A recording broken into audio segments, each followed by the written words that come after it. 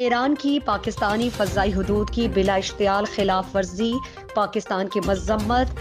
Tehran میں ایرانی وزیر خارجہ میں متعلقہ سینئر عہدیدار کے پاس احتجاج ریکارڈ کرایا جا چکا۔ پاکستان میں ایرانی ناظم الامور کی وزارت خارجہ طلبی۔ دفتر خارجہ کے مطابق اشتعال انگیزی کے نتیجے میں 2 بچے جاں بحق 3 زخمی ہو گئے۔ پاکستان کی خود مختاری کی خلاف ورزی ناقابل قبول ہے، اس کے سنگین نتائج ہو سکتے ہیں۔ نتائج کی ذمہ داری پوری طرح سے ایران پر عائد ہوگی۔ پاکستان نے ہمیشہ کہا کہ دہشت گردی کے خاتمے کے لیے مربوط کارروائی کی ضرورت ہے۔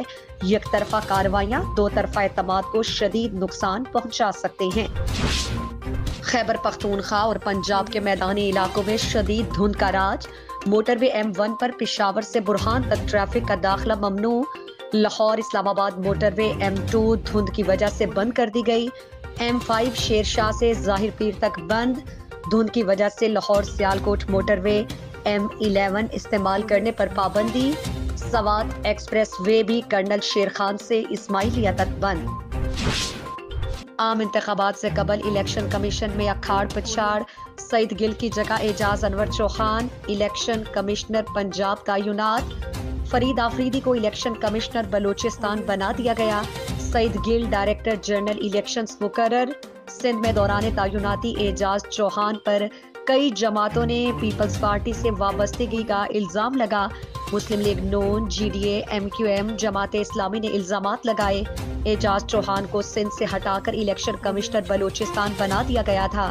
دوسری جانب سیکریٹری الیکشن کمشنر امد حمید کا استعفیٰ منظور۔ ڈاکٹر آصف حسین مستقل الیکشن کمیشن تعینات۔ نشانات تبدیلی کے احکامات، متعلقہ حلقوں میں الیکشن ملتوی ہوگا۔ الیکشن کمیشن نے انتخابی نشانات کی تبدیلی پر انتخابات کے التوا کا عندیہ دے دیا۔ ترجمان الیکشن کمیشن نے کہا کہ مختلف فورم سے انتخابی نشان تبدیل کیے جا رہے ہیں۔ بیلٹ پیپرز کی چھپائی کا آرڈر دے چکے، پرنٹنگ کا کام شروع ہو گیا۔ نشانات بدلنے کا عمل جاری رہا تو متعلقہ حلقوں سے الیکشن ملتوی کرنے کے علاوہ چارہ نہیں ہوگا۔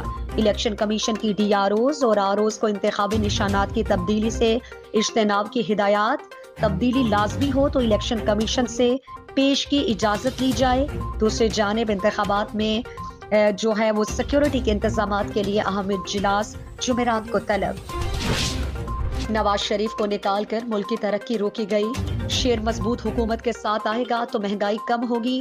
مسلم لیگ نون کے چیف آرگنائزر مریم نواز کہتی ہیں گھس بیٹھوں کو 8 فروری کو اٹھا کر لاہور سے باہر پھینکیں گے۔ مسلم لیگ نون صحت، تعلیم کے سہولیات اور روزگار دے گی۔ عوام نے 8 فروری کو نواز شریف بھاری اکثریت سے کامیاب کرائیں۔ نواز شریف کی زیر صدارت لاہور، پنجاب اور پاکستان کی حالت بدلیں گے۔ اگلے 5 سال میدان میں رہ کر عوام کی خدمت کروں گی۔